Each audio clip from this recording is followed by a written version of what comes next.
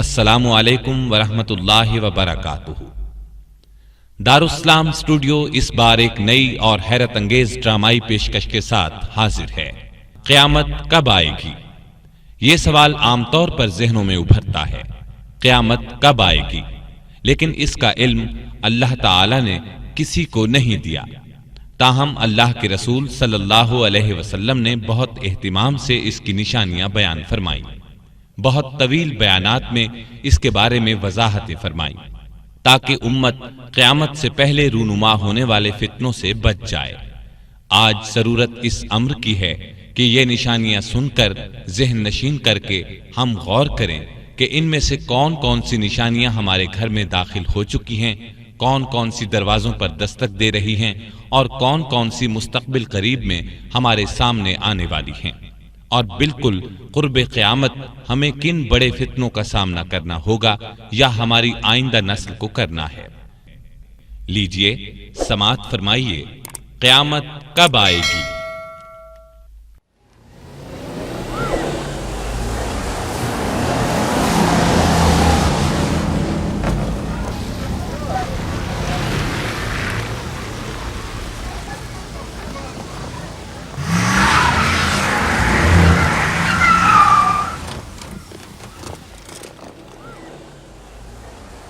اللہ کا شکر ہے آپ بال بال بچے۔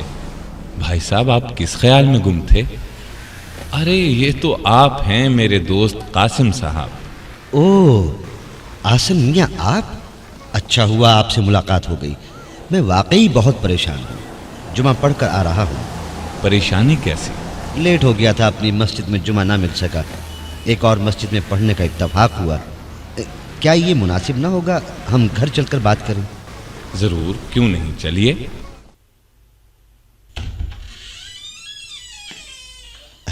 آئیے تشریف رکھیے۔ ہاں تو اس مسجد میں مولوی صاحب قیامت کے موضوع پر تقریر کر رہے تھے۔ تقریر کے دوران انہوں نے ایک ایسی بات کہہ دی کہ میں پریشان ہو گیا۔ انہوں نے ایسی کیا بات کہہ دی؟ انہوں نے بتایا کہ اللہ تعالیٰ نے قیامت کا علم بھی نبی کریم صلی اللہ علیہ وسلم کو دیا تھا، یعنی آپ صلی اللہ علیہ وسلم کو بتا دیا تھا کہ قیامت کب ہوگی، جبکہ میری معلومات اس کے الٹ ہیں، یہ کہ اللہ تعالیٰ نے قیامت کا علم کسی کو بھی نہیں دیا۔ بس یہ ہے میری پریشانی۔ کیا آپ اس بارے میں میری مدد کریں گے یا ہمیں کسی عالم دین کی خدمات حاصل کرنا ہوں گی؟ اس کی ضرورت نہیں، میں نے اس موضوع پر بہت مطالعہ کیا ہے، عالموں سے سیر حاصل بات کی ہے، اور سچ تو یہ ہے کہ اس موضوع پر میں مفصل بات کر سکتا ہوں، بلکہ آپ پسند کریں تو میں آپ کو قیامت کی علامات تک بتا سکتا ہوں جو نبی صلی اللہ علیہ وسلم کی زبانی ہم تک پہنچی ہیں۔ یہ علامات دلچسپی سے خالی نہیں، اور ہر مسلمان کے لیے ان کا جاننا از حد ضروری بھی ہے۔ آپ صلی اللہ علیہ وسلم قیامت کی علامات اپنے صحابہ کرام کو وقتاً فوقتاً بتاتے رہتے تھے، کبھی مختصر کبھی تفصیل سے۔ آپ نے قیامت کی علامات بیان کرنے کا کس قدر اہتمام فرمایا، اس کا اندازہ مسلم شریف کی اس حدیث سے لگایا جا سکتا ہے۔ ابو زید الانصاری رضی اللہ عنہ فرماتے ہیں کہ رسول اللہ صلی اللہ علیہ وسلم نے ہمیں فجر کی نماز پڑھائی، پھر ممبر پر تشریف فرما ہوئے اور ہمارے سامنے خطبہ دیا یہاں تک کہ ظہر کا وقت ہو گیا۔ پھر آپ نے ممبر سے اتر کر ظہر کی نماز پڑھائی، پھر ممبر پر تشریف لے گئے اور ہمیں خطبہ دیتے رہے یہاں تک کہ عصر کا وقت ہو گیا۔ پھر آپ نے ممبر سے اتر کر عصر کی نماز پڑھائی، پھر ممبر پر تشریف فرما ہوئے اور خطبہ دیتے رہے یہاں تک کہ سورج غروب ہو گیا۔ آپ نے ہمیں اس خطبے میں ان اہم واقعات کی خبر دی جو ہو چکے اور جو آئندہ ہونے والے ہیں، بس ہم میں سے جس کا حافظہ زیادہ قوی تھا وہی ان تمام واقعات کو یاد رکھ سکتا تھا۔ حذیفہ رضی اللہ عنہ کی روایت کے الفاظ یہ ہیں کہ آپ صلی اللہ علیہ وسلم نے قیامت تک ہونے والا کوئی واقعہ نہیں چھوڑا جو ہمیں نہ بتایا ہو۔ جس نے یاد رکھا یاد رکھا، جو بھول گیا وہ بھول گیا۔ میرے یہ ساتھی بھی یہ بات جانتے ہیں، اور آپ صلی اللہ علیہ وسلم نے جن واقعات کی خبر دی ان میں سے جن واقعات کو میں بھول گیا جب ان میں سے کوئی رونما ہوتا ہے تو مجھے یاد آ جاتا ہے، بالکل اسی طرح جیسے کوئی آدمی غائب ہو جائے تو اس کا چہرہ بھول جاتا ہے، لیکن جب کبھی وہ نظر آ جائے یاد آ جاتا ہے۔ تو قاسم صاحب غور فرمائیے وہ خطبہ کس قدر طویل تھا جس میں آپ نے قیامت کی علامات بیان فرمائی۔ اب پہلے میں آپ کے سوال کی طرف آتا ہوں۔ قرآن مجید میں اللہ تعالیٰ ارشاد فرماتے ہیں، ان اللہ عنده علم الساعہ، بے شک اللہ ہی کو قیامت کا علم ہے۔ ایک اور جگہ اللہ تعالیٰ ارشاد فرماتے ہیں، یسألونک عن الساعة ایان مرساها فیم انت من ذکراها الی ربک منتہاها۔ آپ سے قیامت کے بارے میں پوچھتے ہیں کہ وہ کب واقع ہوگی، آپ کو اس کے ذکر کرنے سے کیا تعلق؟ اس کے علم کی انتہا تو آپ کے رب کے پاس ہے۔ یہ تو تھا باری تعالیٰ کا ارشاد۔ اب آپ کو اس سلسلے کی ایک حدیث سناتا ہوں۔ یہ حدیث مسلم شریف کی ہے۔ سیدنا عمر بن خطاب رضی اللہ تعالی عنہ سے روایت ہے کہ ہم ایک دن رسول اللہ صلی اللہ علیہ وسلم کی خدمت میں حاضر تھے۔ آپ صلی اللہ علیہ وسلم ہم سے خطاب فرما رہے تھے کہ اچانک سامنے سے ایک شخص نمودار ہوا۔ اس کے کپڑے نہایت سفید اور بال بہت ہی زیادہ سیاہ تھے، اور اس پر سفر کا کوئی اثر بھی معلوم نہیں ہوتا تھا۔ اس کے ساتھ یہ بات بھی تھی کہ ہم میں سے کوئی اسے جانتا بھی نہیں تھا۔ وہ حاضرین کے حلقے میں سے گزرتا ہوا رسول اللہ صلی اللہ علیہ وسلم کے سامنے دو زانو ہو کر بیٹھ گیا۔ اس نے اپنے گھٹنے رسول اللہ صلی اللہ علیہ وسلم کے گھٹنوں سے ملا دیے، اپنے ہاتھ حضور صلی اللہ علیہ وسلم کی رانوں پر رکھ دیے اور کہا، اے محمد صلی اللہ علیہ وسلم، مجھے بتائیے اسلام کیا ہے؟ آپ نے فرمایا، اسلام یہ ہے کہ تم گواہی دو اللہ کے سوا کوئی معبود نہیں، محمد اللہ کے رسول ہیں، اور نماز قائم کرو اور زکوٰۃ ادا کرو اور ماہ رمضان کے روزے رکھو، اگر بیت اللہ کے حج کی طاقت رکھتے ہو تو حج کرو۔ اس اجنبی نے آپ صلی اللہ علیہ وسلم کا یہ جواب سن کر کہا، آپ نے سچ کہا۔ عمر رضی اللہ تعالیٰ عنہ جو اس حدیث کے راوی ہیں فرماتے ہیں کہ اس کی بات سن کر ہمیں تعجب ہوا کہ یہ شخص خود پوچھتا ہے اور تصدیق بھی کرتا ہے۔ اس کے بعد اس نے پوچھا، اب مجھے بتائیے ایمان کیا ہے؟ آپ صلی اللہ علیہ وسلم نے فرمایا، ایمان یہ ہے کہ تم اللہ، اس کے فرشتوں، اس کی کتابوں، اس کے رسولوں اور قیامت کے دن کو حق جانو اور مانو، ہر خیر اور شر کو بھی حق جانو اور مانو۔ اس نے کہا، آپ نے سچ فرمایا۔ اس کے بعد اس اجنبی نے پوچھا، آپ مجھے بتائیے احسان کیا ہے؟ آپ نے فرمایا، احسان یہ ہے کہ اللہ کی بندگی تم اس طرح کرو گویا تم اس کو دیکھ رہے ہو، کیونکہ اگرچہ تم اس کو نہیں دیکھتے لیکن وہ تو تمہیں دیکھ رہا ہے۔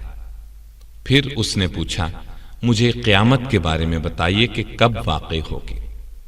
آپ نے اس کے جواب میں فرمایا، جس سے یہ سوال کیا جا رہا ہے وہ اس سوال کرنے والے سے زیادہ نہیں جانتا۔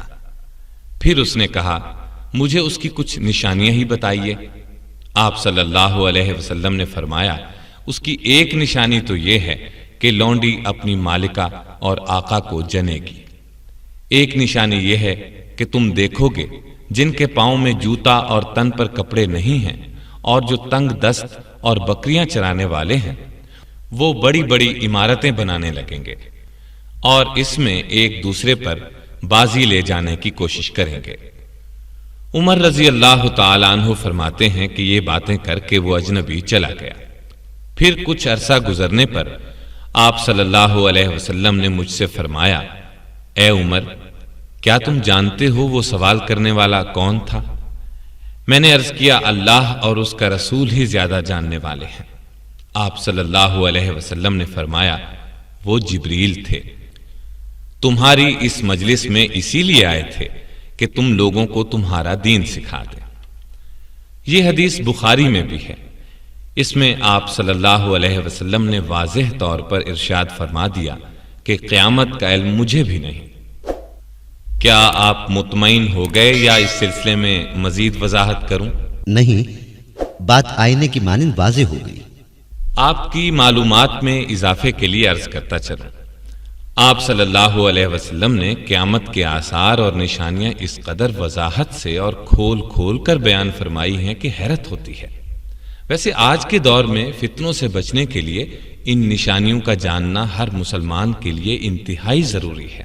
ایک بات وضاحت طلب ہے، یہ جو آپ صلی اللہ علیہ وسلم نے فرمایا کہ لونڈی اپنی مالکہ یا آقا کو جنے گی، اس کا کیا مطلب ہے؟ ہاں، مجھے خود چاہیے تھا کہ اس کا مطلب بتا دیتا۔ خیر، اب سن لیں۔ اس کا مطلب یہ ہے کہ قیامت کے نزدیک ماں باپ کی نافرمانی عام ہوگی۔ لوگ اپنے ماں باپ کے ساتھ لونڈیوں غلاموں جیسا سلوک کریں گے اور انتہائی سرکش ہو جائیں گے۔ امید ہے بات اب واضح ہو گئی ہوگی۔ بالکل، اب میں قیامت کی علامات جاننے کے لیے کافی بے چینی محسوس کر رہا ہوں۔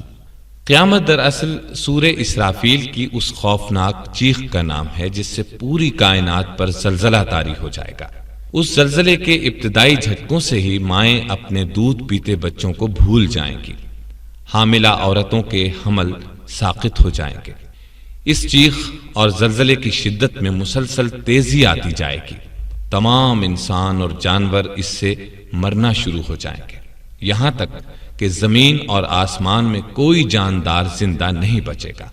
زمین پھٹ جائے گی، پہاڑ دھنی ہوئی اون کی طرح اڑتے پھریں گے، ستارے ٹوٹ ٹوٹ کر گریں گے، چاند اور سورج اپنی روشنی کھو بیٹھیں گے، پورا عالم گھنگھور تاریکی کی لپیٹ میں آ جائے گا، آسمان بھی ٹوٹ پھوٹ جائے گا۔ اس طرح پوری کی پوری کائنات موت کی آغوش میں جا سوئے گی۔ اس عظیم دن کی خبر تمام انبیاء کرام نے اپنی اپنی امتوں کو دی۔ نبی کریم صلی اللہ علیہ وسلم نے آ کر بتایا کہ قیامت قریب آ پہنچی اور میں اس دنیا میں اللہ کا آخری رسول ہوں۔ قرآن کریم اللہ کی آخری کتاب ہے، لیکن قیامت آئے گی کب، اس کی ٹھیک ٹھیک تاریخ تو کجا، سال اور صدی تک اللہ کے سوا کسی کو معلوم نہیں۔ یہ ایسا راز ہے جو خالق کائنات نے کسی نبی، فرشتے یا کسی اور کو نہیں بتایا۔ اللہ تعالیٰ کا اس بارے میں یہ ارشاد ہے، يسألك الناس عن الساعة قل إنما علمها عند الله وما يدريك لعل الساعة تكون قريبا۔ لوگ آپ سے قیامت کے بارے میں پوچھتے ہیں، کہہ دو کہ اس کا علم صرف اللہ کے پاس ہے، آپ کو کیا خبر، بہت ممکن ہے کہ قیامت بالکل ہی قریب ہو۔ اب اس سلسلے کی احادیث بیان کرتا ہوں۔ احادیث بیان کرنے کے بعد قیامت کی نشانیوں کو ایک ترتیب سے بتاؤں گا، یعنی زمانے کے لحاظ سے بیان کروں گا تاکہ یہ بات ذہن میں آ جائے کہ کون کون سی نشانیاں پہلے نظر آئیں گی، کون سی اس کے بعد۔ بخاری کی حدیث ہے، ابو ہریرہ رضی اللہ عنہ کا بیان ہے کہ رسول اللہ صلی اللہ علیہ وسلم نے فرمایا، قیامت اس وقت تک قائم نہیں ہوگی جب تک کہ تم ترکوں سے جنگ نہ کر لو۔ ان کی آنکھیں چھوٹی، چہرے سرخ اور ناکیں چھوٹی اور چپٹی ہوں گی۔ ان کے چہرے ایسی ڈھال کی مانند ہوں گے جن پر تہ بتہ چمڑا چڑھا دیا گیا ہو، اور قیامت نہیں آئے گی یہاں تک کہ تم ایسی قوم سے جنگ نہ کر لو جن کے جوتے بالوں کے ہوں گے۔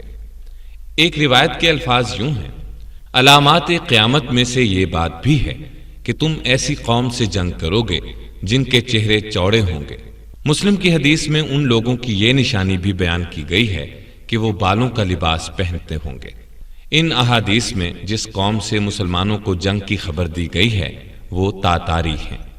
یہ لوگ ترکستان سے قہر الہی بن کر عالم اسلام پر ٹوٹ پڑے تھے۔ اس قوم کی جتنی تفصیلات نبی صلی اللہ علیہ وسلم نے بیان فرمائی تھی وہ سب حرف بحرف دیکھنے میں آئیں۔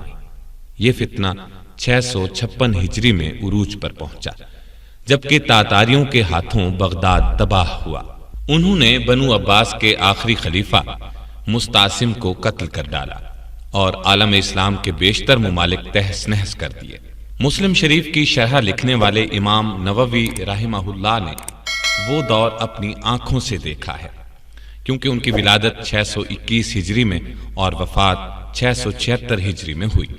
چنانچہ مسلم کی شرح میں وہ ان احادیث کے بارے میں بیان فرماتے ہیں۔ یہ سب پیش گوئیاں رسول اللہ صلی اللہ علیہ وسلم کا معجزہ ہیں، کیونکہ ان ترکوں سے جنگ ہو کر رہی۔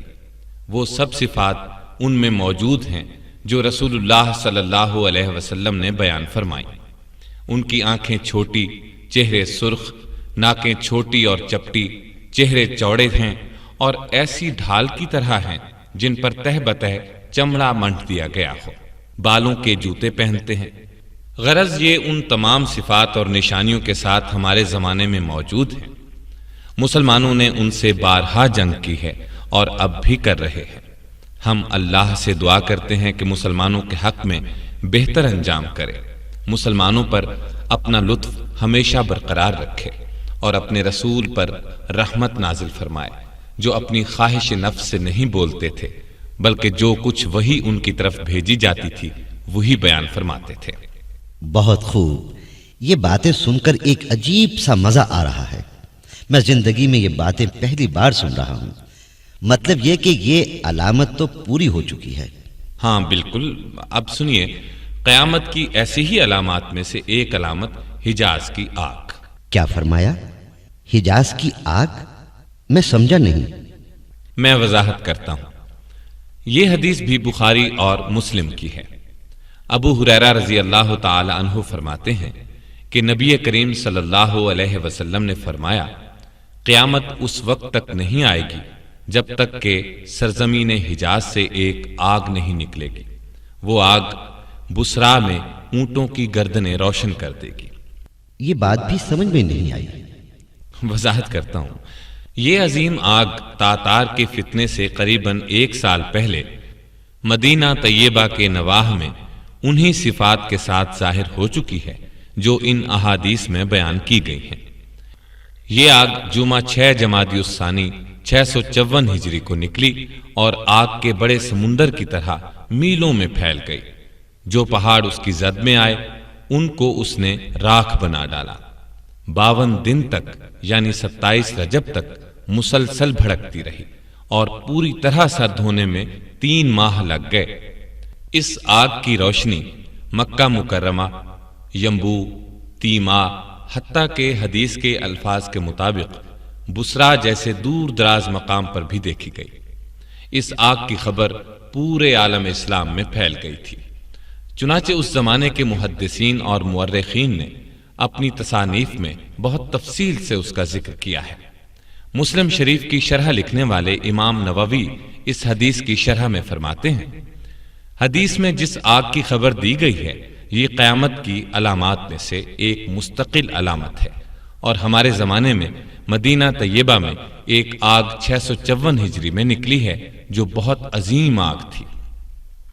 مدینہ طیبہ سے مشرقی سمت میں حرہ کے پیچھے نکلی ہے۔ تمام اہل شام اور سب شہروں میں اس کی خبر پہنچ چکی ہے۔ خود مجھے مدینے کے ان لوگوں نے اس کی خبر دی ہے جو اس وقت مدینے میں موجود تھے۔ مشہور مفسر امام محمد بن احمد قرطبی بھی اس زمانے کے بلند پایہ عالم ہیں۔ وہ بھی بخاری اور مسلم کی اس حدیث کے ذیل میں لکھتے ہیں، حجاز میں مدینہ طیبہ سے ایک آگ نکلی ہے۔ اس کی ابتدا زبردست زلزلے سے ہوئی۔ یہ زلزلہ بدھ 3 جمادی الثانی 654 ہجری کی رات عشاء کے بعد آیا اور جمعے کے دن چاشت کے وقت تک جاری رہ کر ختم ہو گیا، اور آگ قریظہ کے مقام پر حرہ کے پاس نمودار ہوئی۔ یہ ایسے عظیم شہر کی صورت میں نظر آ رہی تھی جس کے گرد فصیل بنی ہوئی ہو اور اس پر کنگرے، برج اور مینارے بنے ہوئے ہوں۔ کچھ ایسے لوگ بھی دکھائی دیے جو اس آگ کو ہانک رہے تھے۔ جس پہاڑ پر سے گزرتی تھی اس کو گرا کر راکھ بنا دیتی تھی، پگھلا دیتی تھی۔ آگ کے اس مجموعے میں سے ایک حصہ سرخ اور نیلا نہر کی صورت میں نکلتا تھا۔ اس میں بادل کی سی گرج تھی۔ وہ سامنے کی چٹانوں کو اپنی لپیٹ میں لے لیتا تھا اور عراقی مسافرین کے اڈے تک پہنچ جاتا تھا۔ اس کی وجہ سے راکھ ایک بڑے پہاڑ کی مانند جمع ہو گئی تھی۔ پھر آگ مدینے کے قریب پہنچ گئی، مگر اس کے باوجود مدینے میں ٹھنڈی ہوا آتی رہی۔ اس آگ میں سمندر جیسا جوش و خروش دیکھا گیا۔ میرے ایک ساتھی نے مجھے بتایا کہ میں نے اس آگ کو 5 دن کے فاصلے سے فضا میں بلند ہوتے دیکھا، اور میں نے سنا ہے وہ مکے اور بصرا کے پہاڑوں سے بھی دیکھی گئی ہے۔ اس کے بعد امام قرطبی نے لکھا ہے، یہ واقعہ رسول اللہ صلی اللہ علیہ وسلم کی نبوت کے دلائل میں سے ہے۔ اس آگ کے بارے میں محدث ابو شامہ المقدسی الدمشقی نے بھی اپنی کتاب میں قریب یہی تفصیلات لکھی ہیں۔ علامہ سمہودی نے اپنی کتاب وفاء الوفا میں اس زمانے کے لوگوں کے بیانات قلم بند کیے ہیں۔ یہ کہ اس زمانے میں مدینہ طیبہ کے نواح میں آفتاب اور چاند کی روشنی دھوئیں کی کثرت کی وجہ سے اتنی دھندلی ہو گئی تھی کہ ایسا معلوم ہوتا تھا سورج اور چاند کو گرہن لگ گیا ہے۔ ابو شامہ کا بیان بھی انہوں نے نقل کیا ہے۔ وہ فرماتے ہیں، ہمارے یہاں دمشق میں اس کا یہ اثر ظاہر ہوا کہ دیواروں پر سورج کی روشنی دھندلی ہو گئی۔ ہم حیران تھے کہ اس کا کیا سبب ہے، یہاں تک کہ ہمیں اس آگ کی خبر پہنچ گئی۔ اسی زمانے کے ایک بزرگ علامہ قطب الدین قسطلانی ہیں۔ جب آگ لگی تو یہ مکہ میں تھے۔ انہوں نے اس آگ کی تحقیق میں بڑی تگ و دو کی، یہاں تک کہ اس پر ایک کتاب لکھی۔ اس میں عینی گواہوں کے بیانات قلم بند کیے۔ اس کتاب میں انہوں نے یہ عجیب واقعہ نقل کیا ہے۔ مجھے ایک ایسے شخص نے یہ بات بتائی ہے جس پر میں اعتماد کرتا ہوں۔ اس نے ہررا کے پتھروں میں سے ایک بہت بڑا پتھر اپنی آنکھوں سے دیکھا ہے۔ اس کا کچھ حصہ حرم مدینہ کی حد سے باہر تھا۔ آگ اس کے صرف اس حصے کو لگی جو حرم کی حد سے باہر تھا، اور جب پتھر کے اس حصے تک پہنچی جو حرم میں داخل تھا تو بجھ گئی اور ٹھنڈی ہو گئی۔ یہ نبی اکرم صلی اللہ علیہ وسلم کا ایک اور معجزہ ہے کہ اتنی بڑی آگ حرم مدینہ میں داخل نہ ہو سکی، یہاں تک کہ ایک ہی پتھر کا جو حصہ حرم سے باہر تھا وہ جل گیا، جو اندر تھا اس کو آگ نہ جلا سکی اور ٹھنڈی ہو گئی۔ اسی زمانے کے ایک بزرگ قاضی صدر الدین ہیں۔ یہ دمشق کے حاکم تھے، لیکن قاضی بننے سے پہلے یہ بصرا میں ایک مدرسے کے مدرس تھے۔ آگ کے واقعے کے وقت بھی بصرا میں تھے۔ انہوں نے مشہور مفسر حافظ ابن کثیر کو بتایا، جن دنوں یہ آگ نکلی ہوئی تھی میں نے ایک دیہاتی کو کہتے ہوئے سنا، وہ میرے والد کو بتا رہا تھا کہ ہم لوگوں نے اس آگ کی روشنی میں اونٹوں کی گردنیں دیکھی ہیں، اور یہ بالکل وہ بات ہے جس کی خبر رسول اللہ صلی اللہ علیہ وسلم نے دی تھی، یہ کہ اس آگ سے بصرا میں اونٹوں کی گردنیں روشن ہو جائیں گی۔ اس آگ کے بارے میں نبی کریم صلی اللہ علیہ وسلم نے 3 باتیں ارشاد فرمائی تھیں۔ ایک یہ کہ وہ آگ حجاز میں نکلے گی، دوسری یہ کہ اس سے وادی بہہ پڑے گی، تیسری یہ کہ اس سے بصرا کے مقام پر اونٹوں کی گردنیں روشن ہو جائیں گی۔ یہ باتیں حرف بہ حرف صحیح ثابت ہوئیں۔ غرض یہ اللہ کے رسول صلی اللہ علیہ وسلم کے ایسے معجزات ہیں جو آپ کے وصال کے صدیوں بعد ظاہر ہوئے، اور آئندہ بھی جن واقعات کی خبر آپ نے دی ہے بلا شبہ وہ بھی ایک ایک کر کے سامنے آتے جائیں گے اور نبی صلی اللہ علیہ وسلم کی صداقت کی دلیل بنیں گے۔ اب آپ کو چند احادیث سناتا ہوں جن میں نبی صلی اللہ علیہ وسلم نے قیامت کی علامات بیان فرمائی ہیں۔ ان احادیث میں صرف وہ حصے سناؤں گا جن کا تعلق قیامت کی علامات سے ہے۔ سمرہ بن جندب رضی اللہ تعالی عنہ نے اپنے ایک خطبے کے دوران ایک طویل حدیث بیان کی، جس میں انہوں نے فرمایا کہ پھر رسول اللہ صلی اللہ علیہ وسلم نے نماز کسوف سے فارغ ہو کر اللہ کی حمد بیان کی، کلمہ شہادت پڑھا، پھر فرمایا، اے لوگو، میں بشر ہوں اور اللہ کا رسول ہوں۔ اللہ کی قسم، جب تک 30 کذاب یعنی جھوٹے نبی پیدا نہیں ہوں گے قیامت نہیں آئے گی۔ ان میں آخری کذاب کانا دجال ہوگا۔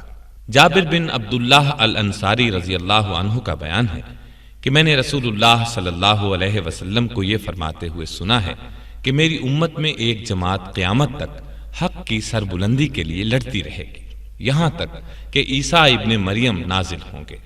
اس جماعت کا امیر ان سے کہے گا آئیے نماز پڑھائیے۔ عیسیٰ علیہ السلام فرمائیں گے نہیں، اللہ نے اس امت کو اعزاز بخشا ہے، اس لیے تم ہی میں سے بعض کے امیر ہیں۔ یہ حدیث صحیح مسلم کی ہے۔ اسی جیسی ایک حدیث صحیح بخاری سے سناتا ہوں۔ ابو ہریرہ رضی اللہ تعالی عنہ سے روایت ہے کہ رسول اللہ صلی اللہ علیہ وسلم نے فرمایا، قسم ہے اس ذات کی جس کے قبضے میں میری جان ہے، وہ وقت ضرور آئے گا جب تم میں عیسیٰ ابن مریم حاکم عادل کی حیثیت سے نازل ہوں گے، صلیب کو توڑیں گے یعنی صلیب پرستی ختم کر دیں گے، خنزیر کو قتل کریں گے، جنگ کا خاتمہ کر دیں گے، مال و دولت کی ایسی فراوانی ہوگی کہ کوئی اس کو قبول نہیں کرے گا، لوگ ایسے دیندار ہو جائیں گے کہ ان کے نزدیک ایک سجدہ دنیا و ما فیہا سے بہتر ہوگا۔ اسی طرح ایک اور حدیث صحیح مسلم سے سناتا ہوں۔ حذیفہ بن اسید غفاری رضی اللہ عنہ سے روایت ہے کہ رسول اللہ صلی اللہ علیہ وسلم نے ہماری طرف دیکھا، ہم آپس میں ذکر کر رہے تھے، چنانچہ آپ صلی اللہ علیہ وسلم نے پوچھا کس بات کا ذکر کر رہے تھے؟ ہم نے بتایا ہم قیامت کا ذکر کر رہے تھے۔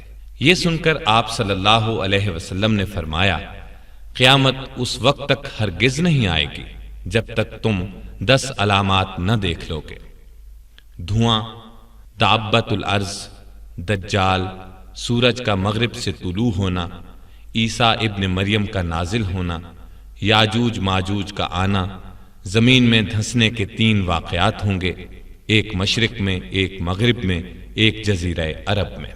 آخر میں یمن سے ایک آگ نکلے گی، وہ لوگوں کو حشر کے میدان کی طرف دھکیلے گی، اور ایک روایت کے مطابق 10ویں علامت ایک آندھی آئے گی جو لوگوں کو سمندر میں پھینک دے گی۔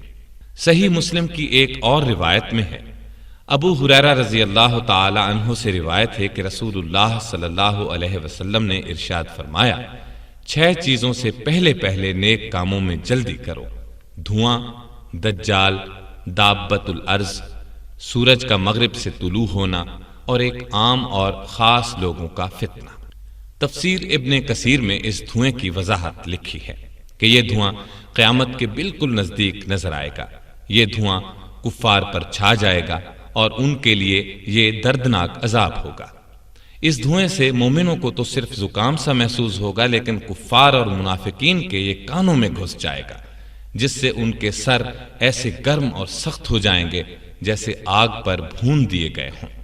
دابت الارض کا مطلب یہ ہے کہ قیامت کے نزدیک اللہ تعالی زمین سے ایک جانور کو نکالیں گے، وہ ان سے باتیں کرے گا۔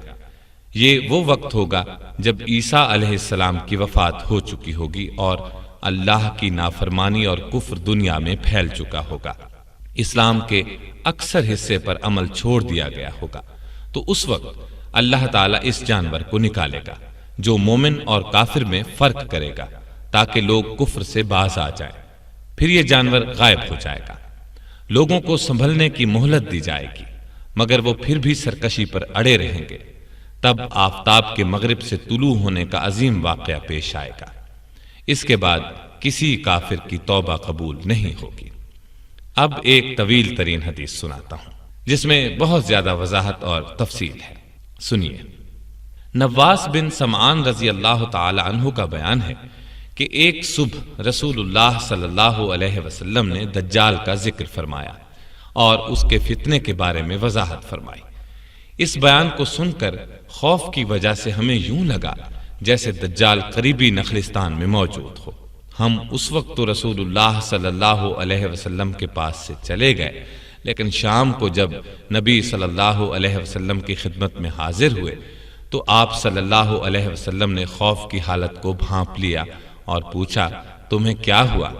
ہم نے کہا، اے اللہ کے رسول، آپ نے صبح دجال کا ذکر فرمایا تھا، بس ہمیں ایسا محسوس ہونے لگا ہے جیسے دجال قریبی نخلستان میں موجود ہو۔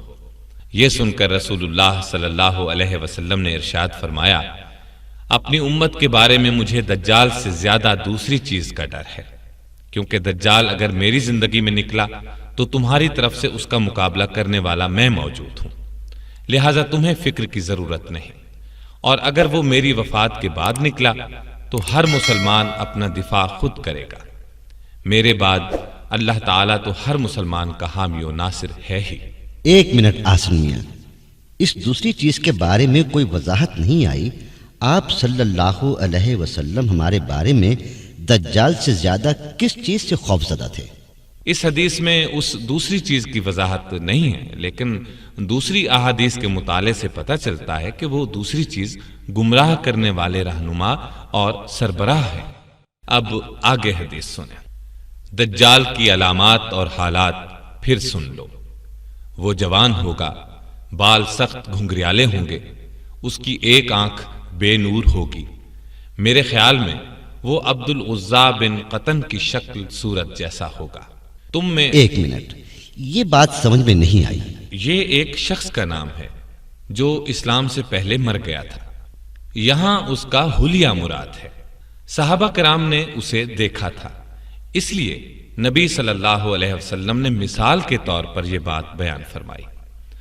ہاں تو آگے حدیث کے الفاظ یہ ہیں، تم میں سے جو دجال کو پائے وہ اس پر سورہ کہف کی ابتدائی آیات پڑھ دے۔